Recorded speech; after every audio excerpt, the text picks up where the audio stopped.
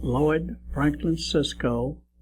I was born February the 17th, 1919, in Cold Springs, Missouri.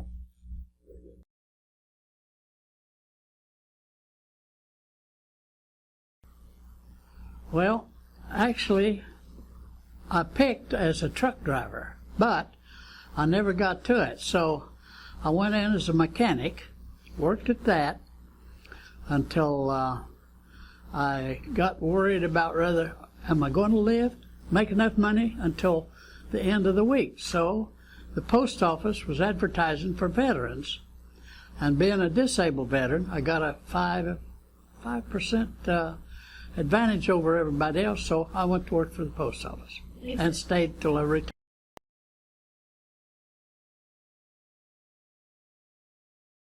Well, to start off with, we didn't have much money to spend, so I'm not sure. I think when we went to the farm, we of course sold milk. They had milk routes, and then us boys would catch rabbits, take them to the grocery store, and he'd buy them. Oh, cool. One, if you shot it, is 15 cents, but if you got it in a box, we called it a rabbit gum, or well, something like that. Anyway, if we caught them in that and took it down clean, so that bought our sugar.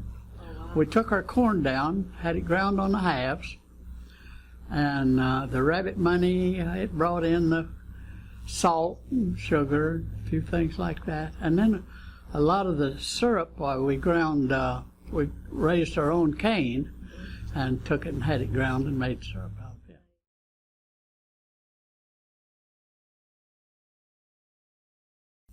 How many states are there in the United States? You made the rounds of all of them? I made every one of them. We made every state. One state, we didn't have anything there to look at, and we were close, so I drove across the line and come back. Back. But you were there. I was there. So yeah.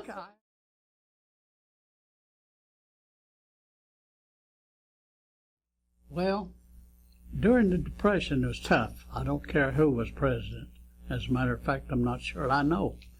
But anyway, I'm not real sure whether I do know that when they come out with the WPA, it affected me bad, but it put a lot of people to work.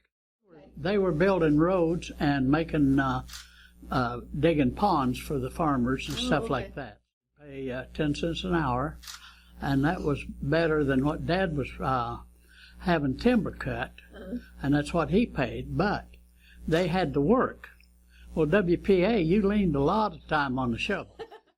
That took me out of school and put me on one end of the crosscut saw, so Dad and I, we cut the timber, made the cross ties for the railroad, and also the staves for the beer barrels. Nice. Cask barrels.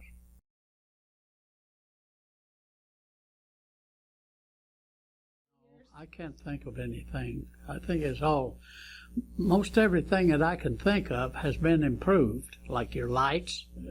I went to school, studied by a coil oil lamp, of course. So then finally, eventually, over the years, we did get electricity.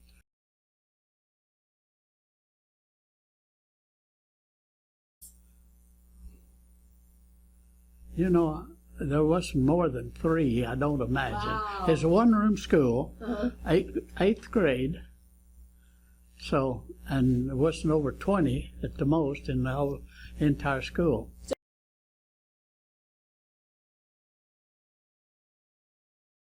Oh boy. Well, I suppose our first child, and also getting married. 1944.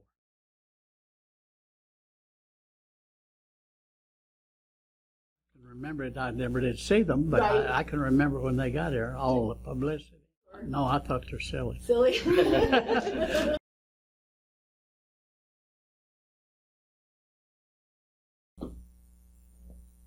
No, I don't.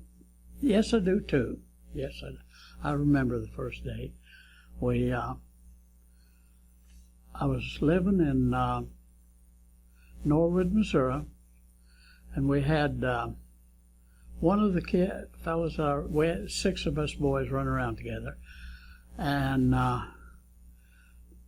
one of them, Dad, would loan us his car, and now I can't even remember the girl, but anyway, we went to a movie.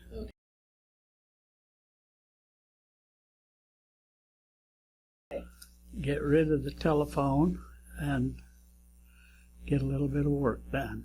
Some way or other, find something to do, which we did. That kids don't now. They've got the... They don't have to. No, they've got the iPads and all the stuff to look at pictures and take a... Yeah, I know I had to ask one time if I should shut my television off and let them go ahead and look at their iPads or whatever they were. No, They wouldn't even probably know as long as they had that.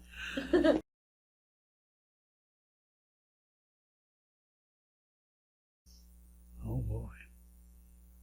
I don't really have too much. I've got everything that's good for me, I think. Nice. I cannot think of a... Nothing else you would need or want. Well, I'd like to be able to go back to camping, get me another fifth wheel or a motorhome, Yeah. and take off again. We left, I retired one day. The second day, we got in the car with the trailer on the back and went for 2 years. Yes? You didn't have to drag her in there? But I had to hurry back more than I wanted to, because You just stayed on the road longer? she had to have. We stayed 2 years, and she had to have a phone, so we came back. Sold everything except what I stored my guns over at Larry's, and somebody broke in and got them. So I just threw the whole thing.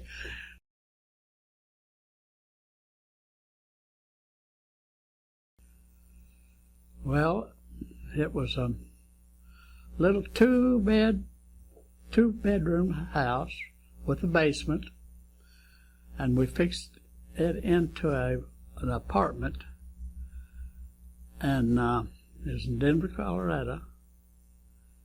We rented the basement out until we got to where we didn't think we needed the money, and so we quit that. And then I had to sell it to move to Kansas for the post office.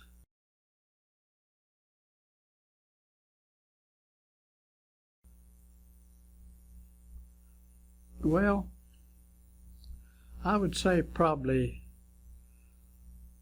maybe a half.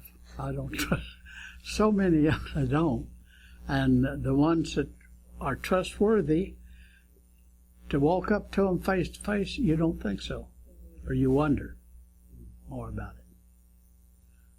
So I'd say that most. Oh yes, yes, very much so. Just like, for instance, we didn't have a lock on the door, so we didn't have to buy them. Well, now you better have a lock on the door.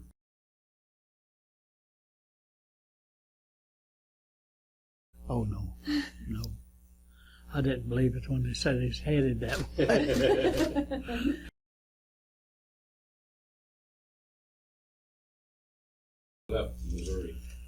Well, to start my career off, like I said, when the Depression hit and our family split, Dad and Mom got a divorce, and I started working out, and I got a job in Norwood, Missouri, on a farm, $3 a week, 7 days a week.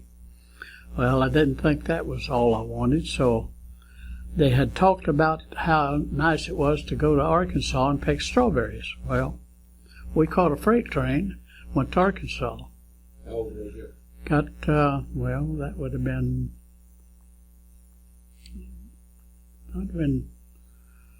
early 20s. No, I'd been about 16, 15 or 16. But anyway, we got down there, and it's too early. Berries wasn't ripe, so they said, well, there's a good job in a little further down south picking spinach. Well, away we went, 3 of us, my younger brother and me and a cousin. Well, we went down there. Believe it or not, it rained the 3 days we stayed. We made, I think I had 11 cents when I left that job. Well, we went back to the strawberry patch, and they caught my brother putting rocks in the bottom of the basket so it'd weigh quicker. Well, they fired all of us. So my cousin and I, we decided, well, this is not the country for us. We're going west. So we caught a freight train, several freight trains. Wherever they stopped and left a boxcar, why, we jumped out and went and asked for something to eat, because I had a nickel when I left, and I bought me a pair of socks with it, so we both left broke. But anyway, we got to Pueblo, Colorado, and there was a freight train fixing to pull out, and boy, you could see the hobos, is what we call them, loading. So we grabbed it, and he had a sister in Denver and a relative in California, and he said, don't make any difference, we'll go. So it went to Denver. Well, we got there, and yes, we found her. And let's see, we walked about 15, 20 miles to where she was working as a housekeeper. And of course, she had no place to put us up, so then we went back down to the railroad station, and we didn't know where to go to sleep, so we went to the jailhouse, and they put us up for a night. Well, the next day we started out looking for jobs. Of course, Paul found a job right away, and I couldn't. So I caught another freight train back to Grand Junction, Colorado, and I couldn't find work, so I went back to Denver and got a job in a cafe. And I worked in a cafe and went to trade schools. Got to be a mechanic. We jumped in one car, and I'll bet there was 15 guys in it. And they said, shut that door. So they called it a P farm they'd send you to. So we didn't want that. So anyway, we didn't get called. We didn't have to go, but we made it back to Denver, and I got the job in a cafe and went to school, and finally got a job as a mechanic. And I worked as a mechanic until I went to the Army. When I came back, I went back to the mechanic, stayed for a year, and that's when I worried about whether I'm going to make enough money to last, because I'm working on a 50-50. If you brought a car in, I worked on it, and what the charge was, I got half, and they took half. So then I decided, well, that was when the post office advertised for veterans, and then I stayed there for the rest of my career.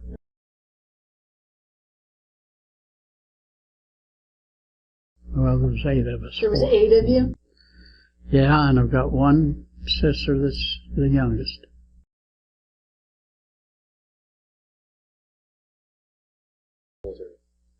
I started in, I was in Denver, Colorado, and they had us numbered.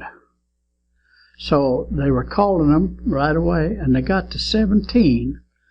And I was working, and I hadn't been back to Missouri to see the family for a long time. So I just quit my job and went back to Missouri. And when I went there, I went in and told them what the situation was. I said, they're going to draft me now.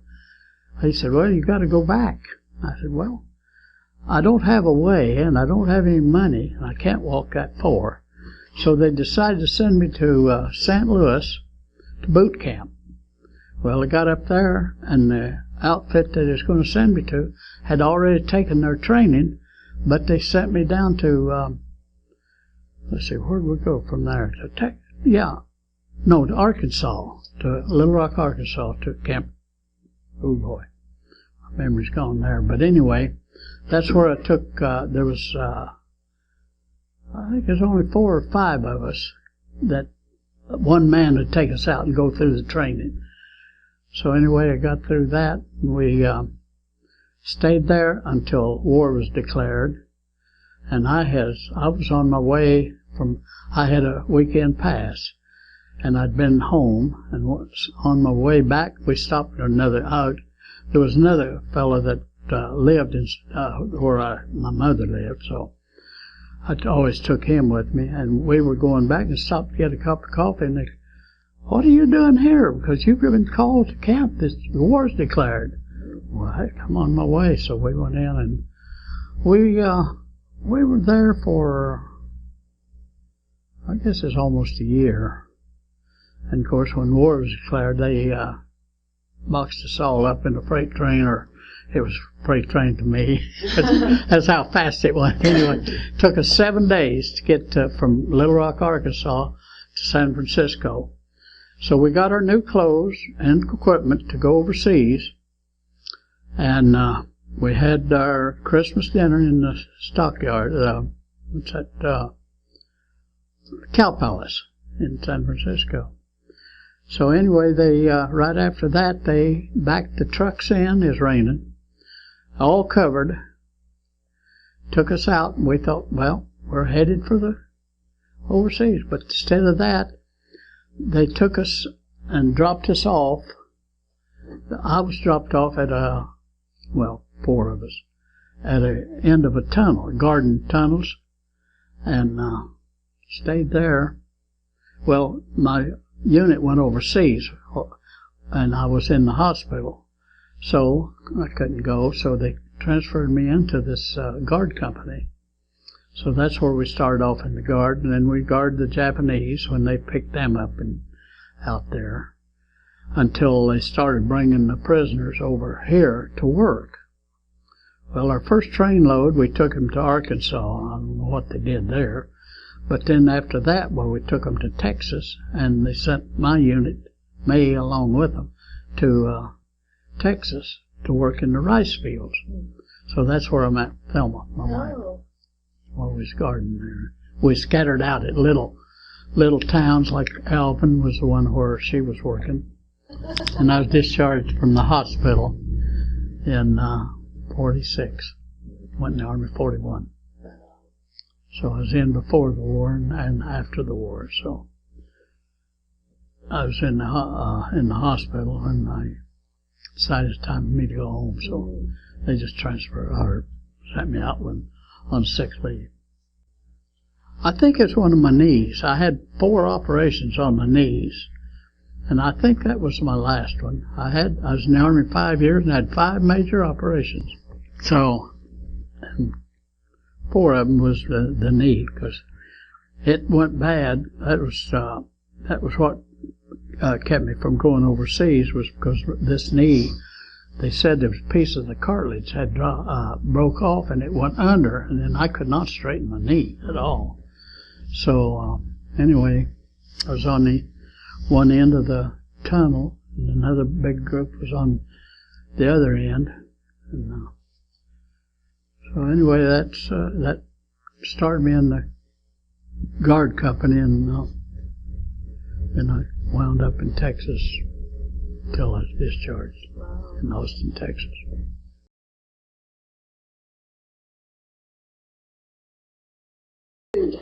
What's your favorite thing to eat? Cornbread and beans. Oh.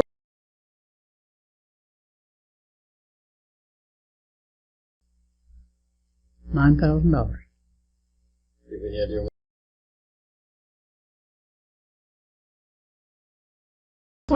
When I was working in the cafe in Denver, I'd take 25 cents, ride the streetcar downtown, get a hamburger, and go to a movie and ride the car back.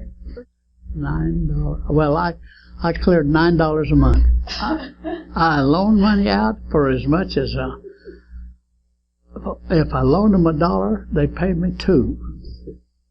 And whatever amount I loaned, they paid me double. That's awesome. Man, I made money. So payday.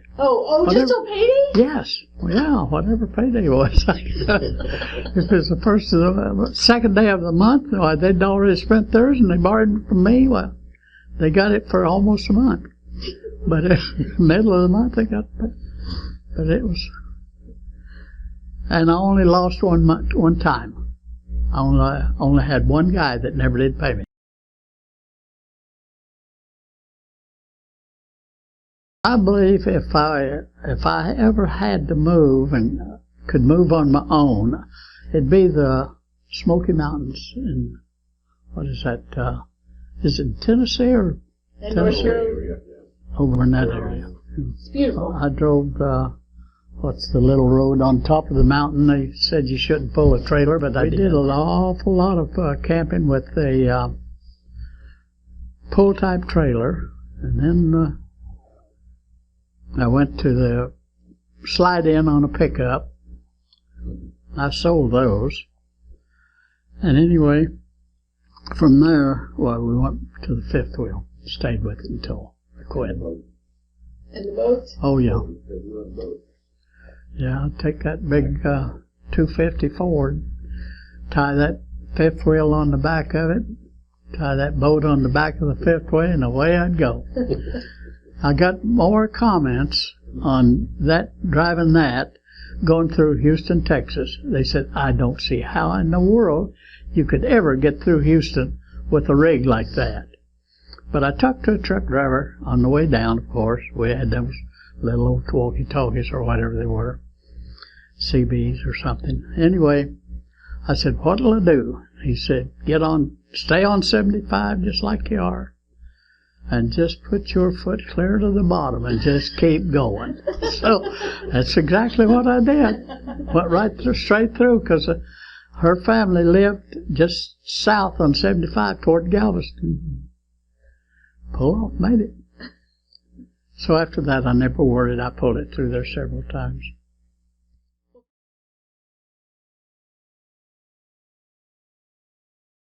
Oh, yes. We had our own horse when we moved to Kansas. We moved out on a farm, rented it from, it was one of the guys that I really had for my substitute carrier. I rented from him. And we bought a horse. Had it out there for, I don't know, maybe 6 months, a year. But anyway, I finally decided the kids got to where they wouldn't take care of it. So I sold it. A few days later, there was a fella came up and he said, I hear you bought my horse. He said, I'm coming after it. Too late. I sold it and I didn't ask the guy his name and he paid me cash. So that ended that. So that is the last horse I owned. But we had horses when I lived in Missouri also, when we lived.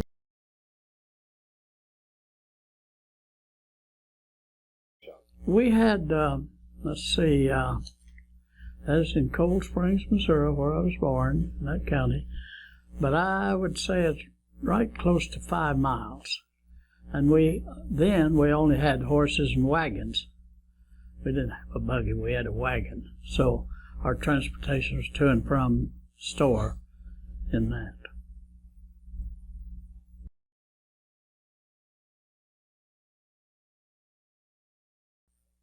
Cold Springs, Missouri, and we lived out, there was a vacant house we rented, and it didn't have a road out to it from the main road. It just had a path that you could get by with a car. And we didn't have water up there, but there was a spring at the foot of that hill. And we'd take her wash down there in the tub, build a fire around the rocks, put the water on there, and wash the clothes and bring them back. And then, of course, we carried our own water, drinking water and everything, out of the spring, except for if we had barrels sometimes that you put under the eave of the house and let the water, fill the barrels. Use that. So we used a lot of that. We didn't throw nothing away. No, if it had to, we could take 3 days to finish it, but we finished it. Of course, it didn't last 2 days, but nevertheless, if it would have, we'd still ate it. So. Right. And you never ask your kids what do they want for dinner or what do you want to eat. You just said, well, it's ready. And then you eat if you was hungry. If you didn't, well, you waited. So we were hungry. I wasn't. And I was going down the street, and I passed the drugstore, and I saw some little gal in there making malts, and I decided, oh boy, I gotta have one of them. Oh, she chased me till I caught her. Anyway, that just about ended all of that.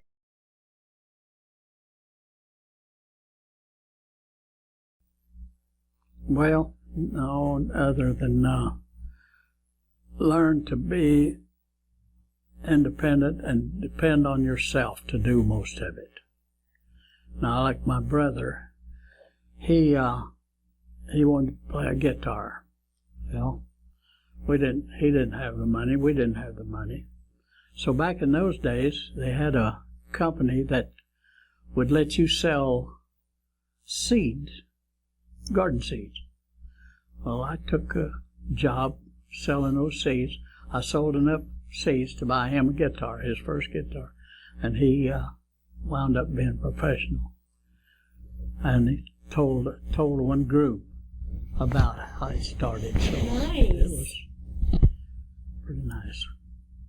And on the way out there, we never went up and asked, would you give us something to eat? Because it was times when we got hungry. We'd always go up and ask, do you have any work we can do for anything to eat? Well, I don't think anybody ever put us to work. No, and I can only remember one says, I don't have a thing left over. Because it didn't make us cold biscuit or what. We ate it and was proud. We didn't say, hey, have you got ham and eggs, or have you got eggs with a little ham on it or something? First we asked for the work. Do you have any work that we can do? And we got, that's the way we got our food, and did pretty good. For one thing, I don't believe half of them need it, because I've heard of them bragging about how much they made an hour. Well, I didn't make that kind of money. They sat there and begged for it. I didn't do that. If I begged for anything, I begged for the work, and then something to eat to pay for it, not money. I never had money in my life to get.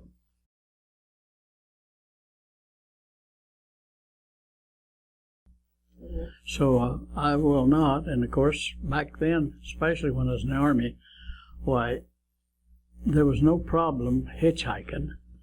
As a matter of fact, when I was 12 years old, we lived in Arkansas, and I wanted to go back to Missouri and see the folks. The rest of them was there. 12 years old, they let me get out on the highway and hitchhike that 100 miles. And I made it in less time than it took us to drive it when their dad would go. And I went down and saw the folks, got on the highway, thumbed all the way back. And after that, I never passed a hitchhiker. Now, I wouldn't stop for one. But other than that, why, I think life is good for me now, anyway. You deserve it. I'm not sure how many more years, but probably however many more you want. Sounds like it. Well, that wouldn't be very many, to tell you the truth.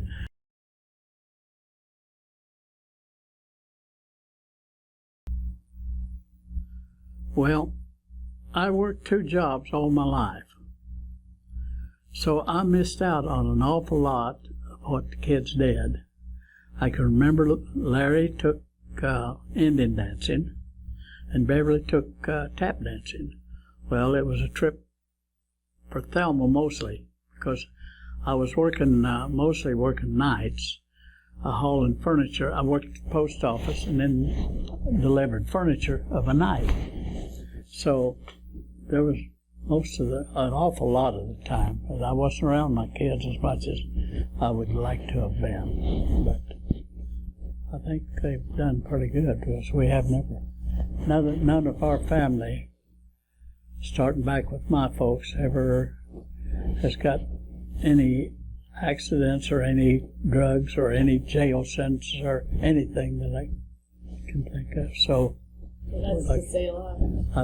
of course, I lost my dad. He was in World War II and didn't make it. And then I came out of the Army, or he was in World War I and didn't make it. And I came out of the Army with a disability in World War II.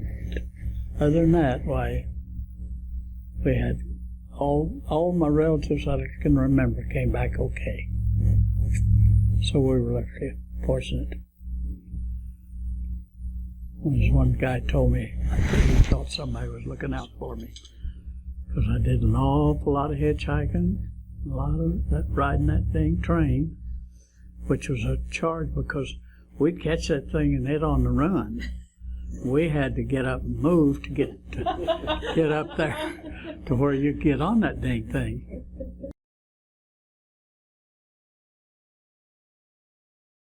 Well, of course, I always believed that I saved enough money all my life for the future. If I thought I was going to have a refrigerator, we started saving a long time before that. Trips, I made a trip home and to her home every year. We made it in both of them. We'd head from Denver to Houston, from Houston to Springfield, Missouri, from Springfield back to Denver. Next year we'd turn around and go from Denver to Missouri and then to Houston. So we made that every year, and that's the way I did it. I put away the money that I could. We always drove, and of course, shouldn't say that, but anyway, the first motel I ever slept in was when we got married.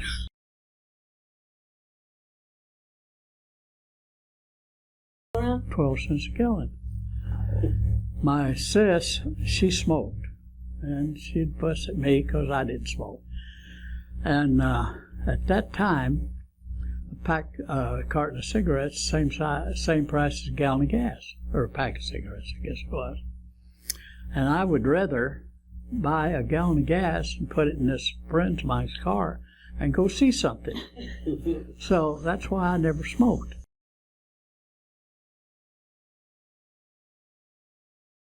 Oh God. My first credit card was here. Yeah.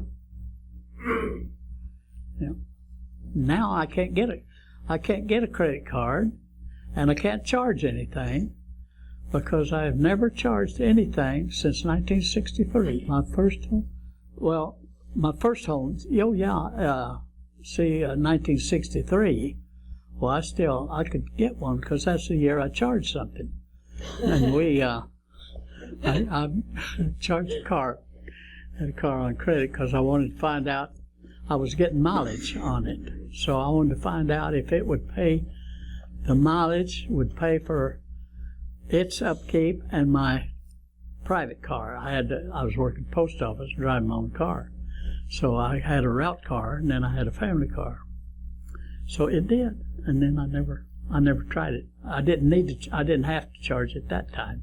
I just wanted to find out if it paid. But I quit that, and then I don't remember now when the first time I tried to get credit, and they said, "Oh no." Oh, I guess it was too. I wanted to get my name. Thelma had got a Discover card, and I didn't have my name on it, so I was trying to get my name put on it. That's when, oh, no way. You're not good. Yeah, so it's still that way, I guess. Be glad. No, only credit card I've got now is when I put up enough money to cover everything I charge. Like a prepaid? Yeah, prepaid. So I still drive. I had a little thing written up like I'm coming on 96, still picking up sticks, which means I was picking up limbs around that house. When the wind blew, we got a tree that'll shed a little limb. Still driving my Toyota to the grocery store and the doctor's office, church. You know, I can't think of some of the other things, but he put in that, but it's neat. I'm sending it to people I know. Yeah.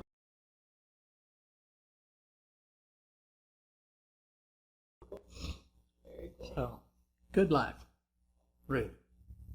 Very blessed. You're a very blessed man. Yeah. I've never had, like on my my fishing outfit, like my cut truck, I had a new, or almost new, V10. When they came out with that V10, well, I had one of them. I had a fifth wheel on the back of it and the boat on the back of that. And a guy walked up to me and said, I want it all. He bought every piece of it together. So that's how fortunate that. And that was just before we was going to come down. Tell them a few things about the travel, about the camper especially. But the last time, I still knew them when we left Topeka, and they were doing good. Yeah. So, and my cars, that's the way I made a lot of money too, was when it come out of, you know, when World War was over, we had a, what was it, black market going on? Yeah, that's what it was. So I bought a car, 1938 Chevy. I cleaned that thing up to where it looked like a new one, and I advertised it, and I got to notice that you're asking too much money. But there was a guy who wanted it, so he gave me, by check, the amount that was legal. We went in the bathroom and he paid me in cash. So, oh, what an experience. So I guess I'm crooked. I guess you could say that's one. Market, they set limits on everything. Back when we first come out of the war, right after that. Oh yeah, back in those days, we everything had a market price. The government set the price on stuff? Oh yeah. And if you sold anything over that, it was called the black market. And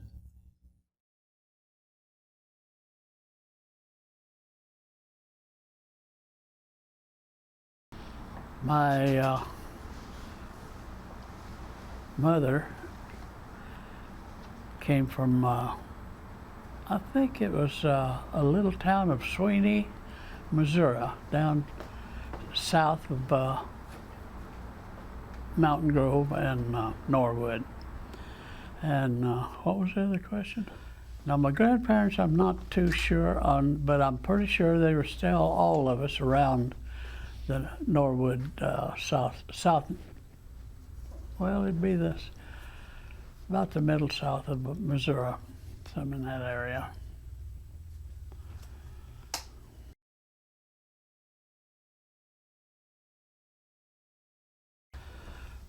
The main thing that I learned was to be honest and to be trusted. I know my my real father, he was in World War I, and of course he died before I was born, 3 months. So my stepdad is the one that I've always called, and I never, gosh, I was almost a man before I ever knew I wasn't a Sisco, because I went through school, I went through the Army, and everything, I came out as a Sisco. So after doing that, I got to thinking about what would happen if they had to check for me for something. So we went to Jefferson City and got my birth certificate and had it changed to Sisco. So it took a little bit of time and money to get that, but I got it. But it does give Halford and Sisco.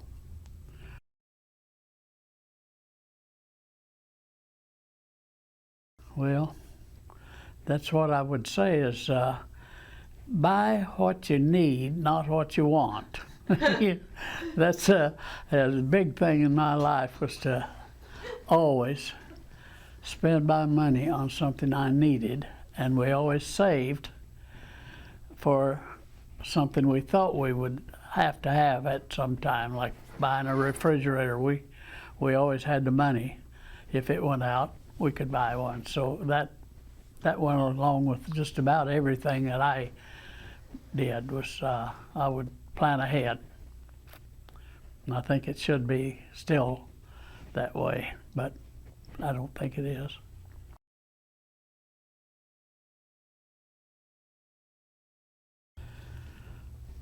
Well, that's kind of hard to go back to, because everything that I changed was always for the better. I never had failed at anything that I made a change for. So Well, that's an accomplishment right yes, there. that's my biggest, I think. And what would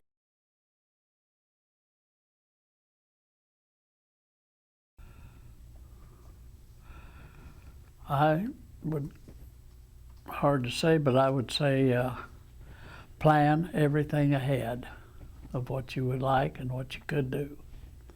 So I think that would be my answer to that. I believe trusting the people that you got to be with.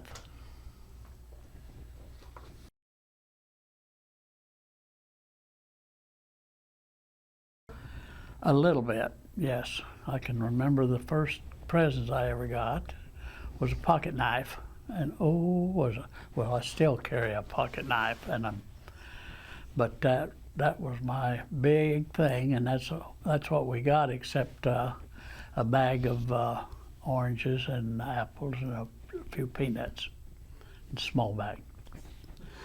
But I suppose, well, let's see, I was still in school. In less than about the 5th grade, I guess. So I was, what, 10? Something like that.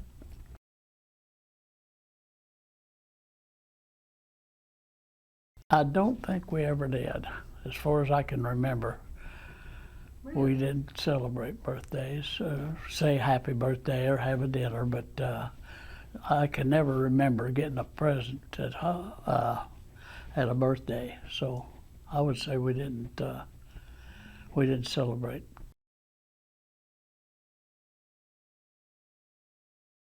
Well, I think the 90 was the best. Of course, both the 90 and 95 was something else that I would never dream of having or getting, so I was happy.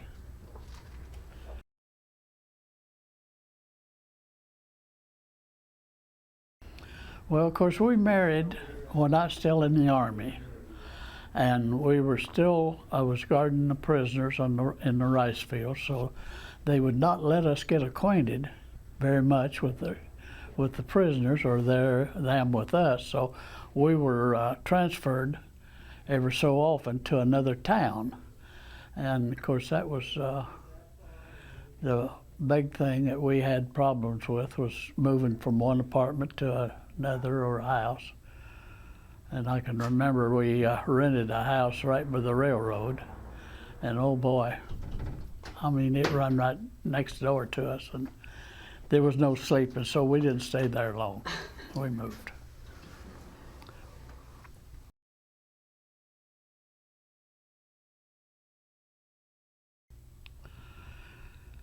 No, not really. Unless it's when I met Thelma, I remember that very well, because she worked in the drugstore and was making malts. And of course, when I walked by that, that's all there was to it. That was it. So, like I always said, she followed me till I caught her. And I don't know where we went on our first date, but most of our time dating was walking from her house, which is a long way from downtown, and just walking around looking at the windows and stuff like that, or go have a cup of coffee or something like that. So, and then later on, the idea was that her county was a dry county, and the county right next to it was wet. So they had a beer joint or a dance hall every half a mile for another 5 miles going east toward Galveston, Texas. So the big thing was for us if we could get somebody to take us out there, which was about 5-6 miles, and bring us back. Well, we went out and danced and probably had a beer. I'd imagine. Probably sipped on it all night.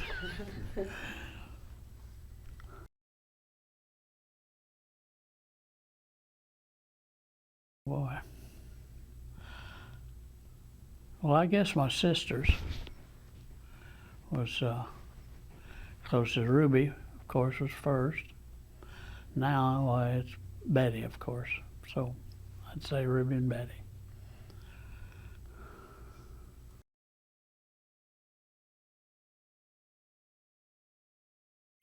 In Denver, they had a setup that we were numbered, and they'd call the next number whenever, you know.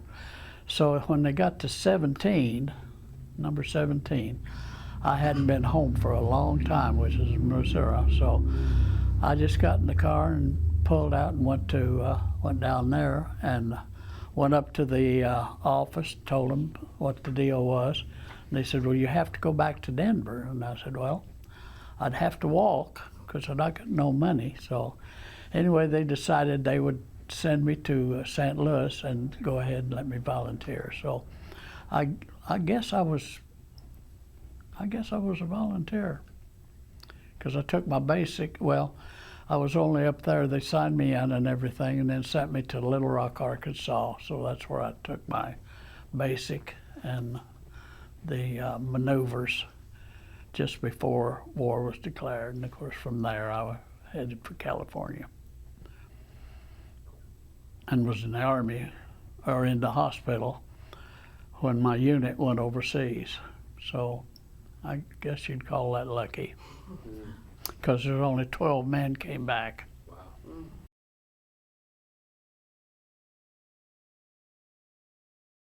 Well, my first car was a Chevrolet. I can't remember now, what was it, 28 or something like that. But anyway, I gave $25 for it. Had to let it go back because I couldn't make the payments. Anyway, I let that go, and then the next one this Chevrolet was in Missouri. I was working with Con Nursery on the farm for $8 or $3 a week, room and board. So then after I went to Denver, I bought a Plymouth, an older Plymouth, of course, used. And we started out, a friend of mine, he also lived in close to where I lived in Missouri. So we started out in that old Plymouth, and we had to tear the pan off and grind the crankshaft 3 times before we ever got to Missouri. And of course, back then I had never worked on that part of the cars. I was always in the little work. So I didn't realize that you didn't grind the bearings down on the piston. You put in a new seal or a new, what do you call it? I forgot now, but anyway, you put that in new. So then the last time, I found out that, yeah, that's what you do. So I put that in, and I got back to Denver. Well, so this was all before the war. So I guess that, and then of course after that one, then I bought the 36 Ford with the rumble seat. That's what we called it anyway. I don't know if that's the correct name, but anyway, that's what we called it.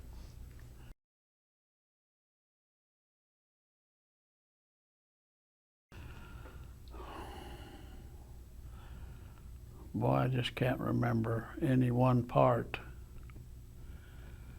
But I suppose it's after I was discharged from the Army, we moved to Denver, and my oldest brother, he had a house and had a basement where we could live in it. So we lived in that until we could rent a house. And from there on, we just moved around and rented until I could buy the one on Ames Street. And it stayed there until I had transferred to Kansas in the post office. I had to get off of the walking route on account of my knees, so I got a rural route where I could drive my own car. So.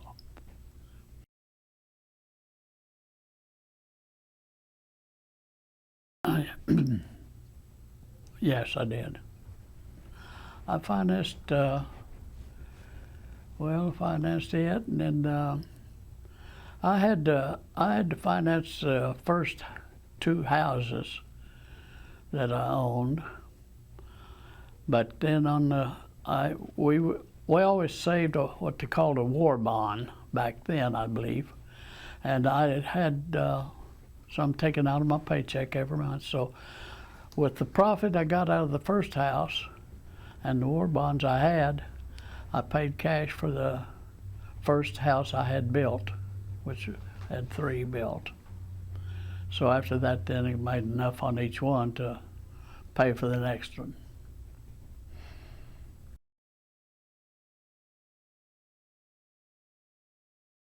I cannot remember anything about that. I knew that they did pass it where they could, but it had nothing to do with me, so I didn't have nothing to do with it. So anyway, I just kept on living the old life that I always did. I'll never forget, I think you asked me that before, but my first date with a girl was she's about the prettiest thing it was around that part of the country where I was at. And I guess we probably met in church because her family was a relative to the people I was working with. And so some way or other, he thought that we ought to date. So he fixed up a date. He got his car and his son, his date, and his daughter and hers, and then he had her for me. So that was my first date. And then after it was all over with, a few days later he came to me and he said, "Lloyd, if you would marry her, I'd give you half of my farm to get you started." And of course, now I was not a farmer at that time. I had lived on a farm, but I didn't do the farming. So I decided, no, I don't believe that's the thing for me to do, even though I think we could probably had a good life, but it wouldn't have been what I've got. So, because it would probably been, our folks was farmers, and of course, where I was staying was on a farm, so that would probably been what I'd wound up with.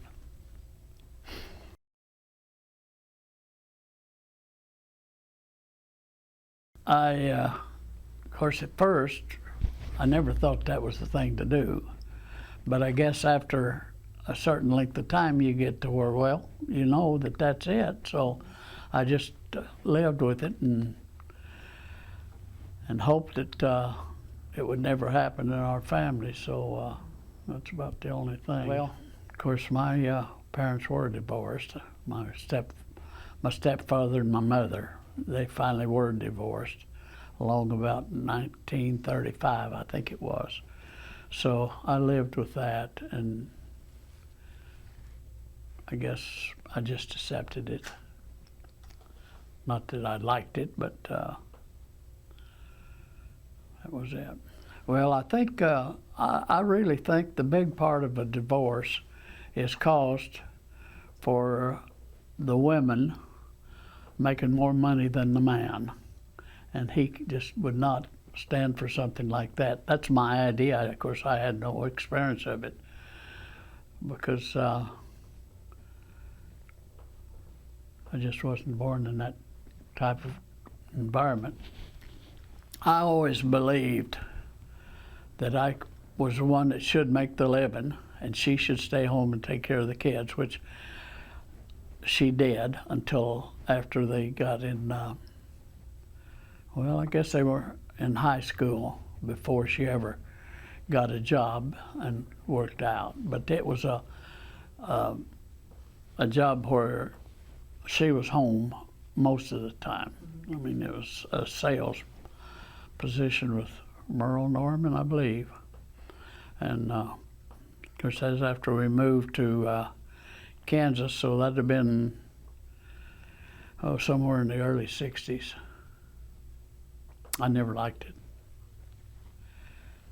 I think she stayed at it maybe a year. I'm not sure, but I would say something like a year.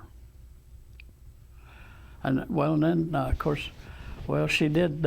She went to work for I think it was a jewelry store, but anyway, they had engraving. So she stayed with that about maybe 2 years or so. So, and I'm not sure what years that was, but she enjoyed it.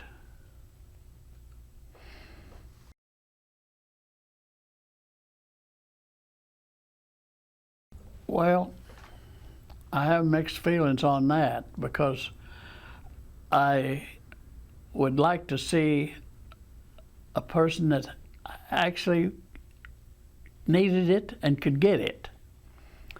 But on the other hand, I think it's probably getting to where they get it when they don't need it. So, and it's going overboard. So I'm really not sure if I would vote for it. I don't think I would, even though I feel awful sorry for the people that would handle it right. But I doubt very seriously I would vote for it if I had a chance.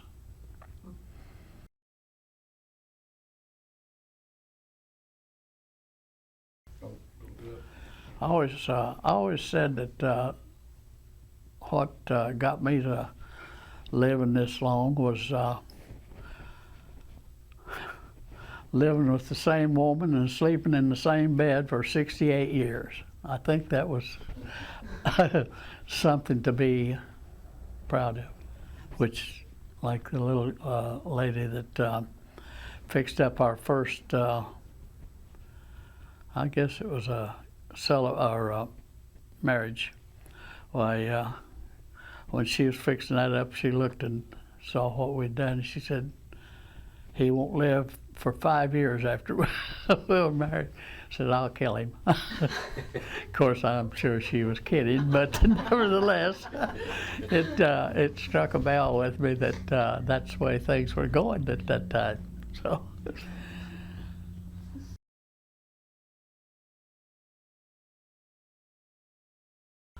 I don't believe I ever thought that. I always thought that we ought to agree on everything, regardless. I mean, I'm sure that moving to Richland, Kansas, wouldn't have been one of her real things to do. But nevertheless, why she went along with it, and it was pretty rough. Well, of course, it was rough on her whenever when I got out of the Army, was moving to Denver, and she had never been never been out of the state of Texas, so she had to leave her family completely to go to Denver and be with partly of mine. So, and she did get to go back. We'd save enough for a bus ticket to send her back, so she went, I think, maybe 3 times back to visit. But other than that, like I say, crying a lot. And of course, we didn't, I'm not sure we even had a telephone at that time. So, and I'm not sure whether they did. So it wasn't like you'd pick up a telephone and text them or whatever now. So it was difficult for her. And I had moved around so much that it didn't make any difference to me where I lived, as long as I had a good job and a good pay that we could live on.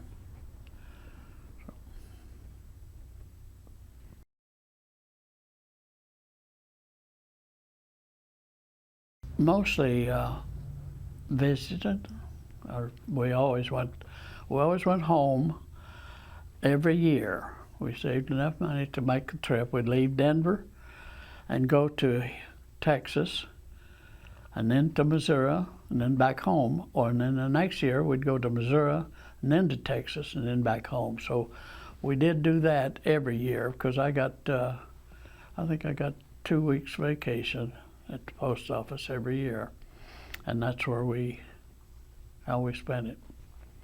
Only we didn't stay in motels, we slept in the car. One to drive and the other to sleep. Because I can remember one trip, especially that I worked the 8-hour shift at the post office, came home, got something to eat, and she threw enough food in the back seat to keep us, and we drove straight to Houston, Texas. And then I slept the most of the day, the rest of the day, because we'd get there 8, 9 o'clock in the morning, see, by driving all night, because that's quite a little ways. But we made it. Since we didn't have a lot of money, we'd put an ad in the paper to somebody wanted to go to Texas, Houston, and we did that. We got somebody 2 years in a row. So they'd buy half of the gasoline and oil if we needed it for the ride. So that saved me some there. Of course, I guess I was always thinking of a way to get by good, or as good as we could, and saving as much as we could. So that was one of the ways that I did that. I'd always thought I was going to be lucky all my life, I guess. But anyway, we were coming back from, I believe we were coming back from Missouri that trip. But anyway, out about 100 miles from Denver, I broke a timing chain. And we were sitting there on the side of the road, and a car pulled up and stopped. It was somebody we knew, and they knew us. So he put a chain on the front end of my car, and he took off, just scared the dickens out of me, because he was hitting 60 miles an hour in the back, being in the back, and I could think of nothing in the world but what he's going to stop, and I'm going to go right over the top of him. But we made the trip real good, got to Denver. He pulled it right up to my house. So I put a timing chain in it, and away we went again. So that was one little, I called it dangerous, because it really, of course, you know, you only had we had 55 mile speed limit, so I suppose that's the fastest we went, but it seemed fast. But anyway, we made it good. Thought I would not make it, because that speed, he was driving faster than I drove when I was driving. So anyway, that was kind of an experienced drive. And we've always, I know I had a problem. I was in Colorado going up a mountain, and the car stopped. I forget now exactly what it was, but I knew I could fix it if I get the parts. And we were parked, of course, hood up, and there was 3 or 4 hippie type fellas stopped, wanted to know if they could help me, and I told them what the problem was. Oh, he said, we'll go back to town. I told him I had the insurance to come and get me. He said, we'll go back to town and get you somebody. Well, they got back, and this guy wouldn't take that word. So they bought the part that I needed and came back and helped me put it on. And I asked him if I could pay him. Well, no. Well, yes. He said, I guess you could help us a little bit, because he said, we're out of money also. So I gave him $5 plus part for the car. It was a little heater hose that went between the fuel, the oil, the water pump and the motor.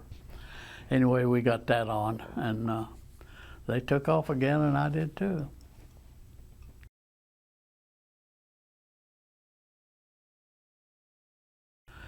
I think most of the kids are doing just about what I would do. I can't think of anything, because I know, well, most of them anyway, are doing with money about the way I would. Of course, it's always a little different now because there's so many different things to buy that I never had a chance to buy, or it wasn't invented, like your laptops and stuff like that. Why, we didn't have nothing like that. So they pretty much they're pretty much doing what I expect of them. I guess all of them own their own homes, and they're doing fairly well, so I'm pretty proud of all of them.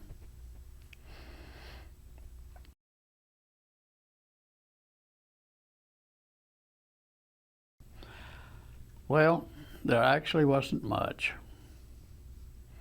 I had one, like the people that I was working with for on the farm, he had a son that was my age, Harlan, and he and I, we were running around together quite a bit because he could get his dad's car and take us 10 miles to Mountain Grove, because they had a square where we could drive around and honk the horn.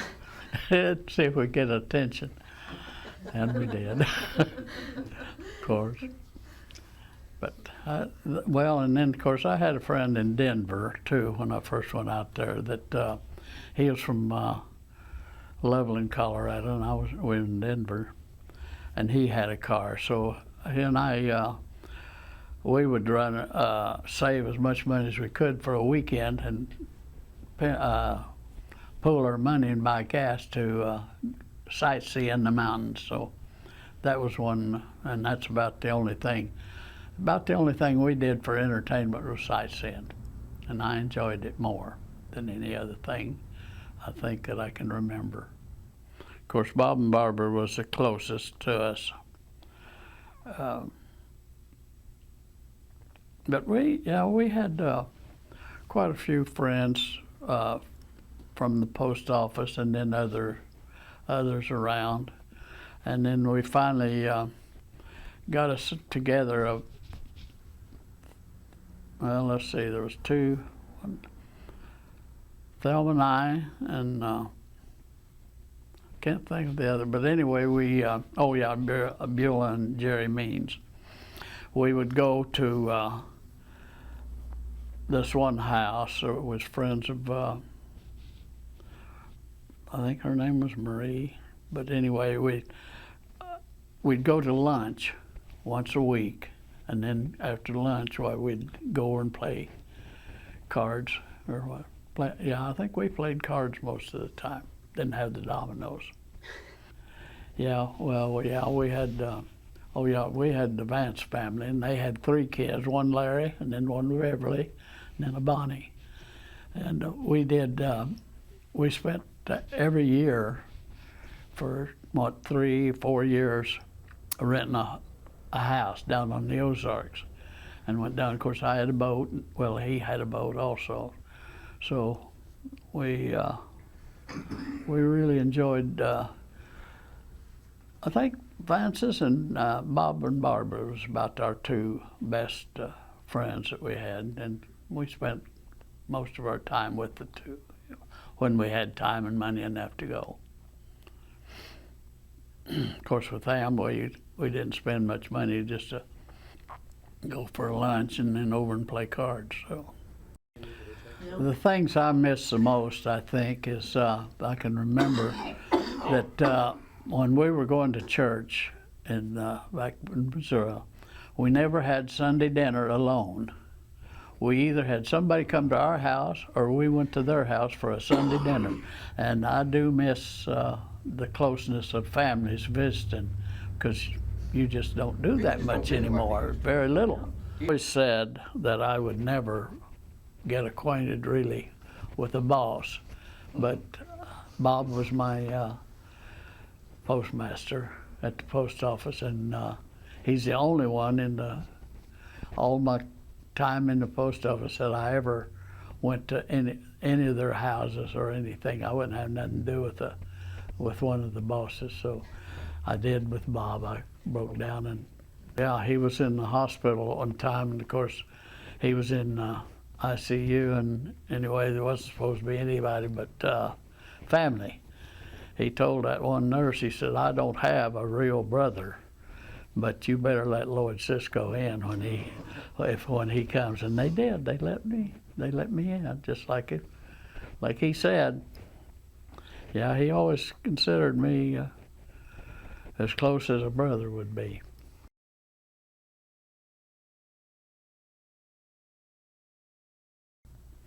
Religion always did.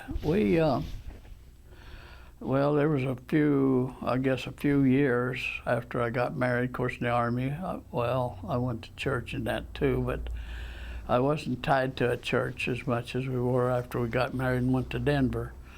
And they opened up a little Christian church, and we went to that. As a matter of fact, her and I both. Yeah, so we stayed with the Christian church until we moved to Kansas, and then that was non-denominational. So we participated in church all over the rest of our life. I guess after so many, I can't think of what the years was. We finally just kind of laid back, I guess. And then when we moved to Texas, of course, that was or Missouri. Texas, where we moved to. But anyway, they had a little denominational church, so we stayed with that until we got to where we had a Christian church, and we've joined that and still go. Sometimes. See, I'm missing it today.